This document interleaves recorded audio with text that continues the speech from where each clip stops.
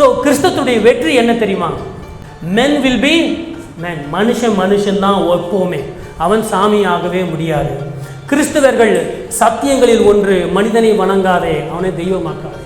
கிறிஸ்தவத்தில் இருக்கிற ஒரு நல்ல ஒரு கோட்பாடு, இந்த வேதம் சொல்லுகிறது என்ன?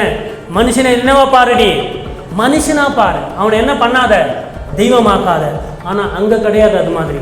மற்ற மார்க்கங்கள் அப்படி கிடையாது. ஒரு பரிசுத்தவான், ஒரு பரிசுத்த ஒரு நல்ல ஒரு சுவாமிஜி யாரோ இருந்தார் அப்படின்னா, அவர் செத்த உடனே என்ன பண்ணுறாங்க? அவருக்கு ஒரு சமாதி கட்டி, அதில் ஒரு கோயில் கட்டி, அதில் ஒரு உண்டியல் வச்சு, நல்லவர்கள் அப்படின்னு சொல்லுகிற சிலர் அவங்க மரித்த உடனே என்ன ஆயிடுறாங்க? தெய்வமாக ஆகிவிடுகிறார்கள். தில்லி கிருகம்க்கு எங்கே சமாதி? எல்லாரும் புதைக்கிற இடத்துல அவருக்கும் புதைச்சிருப்பாங்க. இன்றைக்கு டாப் லெவலில் இருக்கிற உருவைக்காரர் டிஜிஎஸ் தினகரன் மரித்து விட்டார். அவருக்கும் போனீங்கன்னா என்ன இருக்கு? ஒரு சமாதி இருக்கு, அவ்வளோதான். அதை ஒரு கோயிலாக்கி, அதை தர்காவாக மாற்றி, அங்கே ஒரு வருஷத்துக்கு ஒரு முறை ஃபங்க்ஷன் பண்ணி அப்படிலாம் நம்ம செய்யறதில்ல.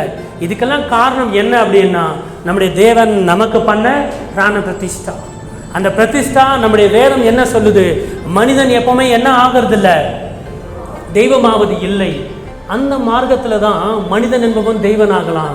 ஆனால் நம்ம மார்க்கத்தில் தெய்வம்தான் மனிதனாக வந்தது. ஹல்லேலூயா.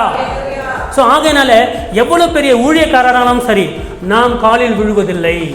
நாளைக்கு கூட நம்ம பெரிய ஒரு கான்ஃபரன்ஸ் வைக்க போகிறோம், ஊழியக்காரர் வருவார்கள், வந்தாங்கன்னா முட்டி போட்டு அவர்கிட்ட ஜெபம் பண்ணிக்கிறோமே தவிர ஒரு காலை பார்த்து பண்ணியிருக்கோமா? ஏன் பண்ணுறதில்ல? அவர் மேலே உங்களுக்கு அவர் மேலே ஒரு ரெவரன்ஸ் இல்லையா? ஒரு கௌரவம் இல்லையா? ஒரு மதிப்பு இல்லையா? நாங்கள் சொல்லுவோம், எங்களுக்கு கௌரவம் இருக்குது, எங்களுக்கு மதிப்பு இருக்குது, எல்லாமே இருக்குது.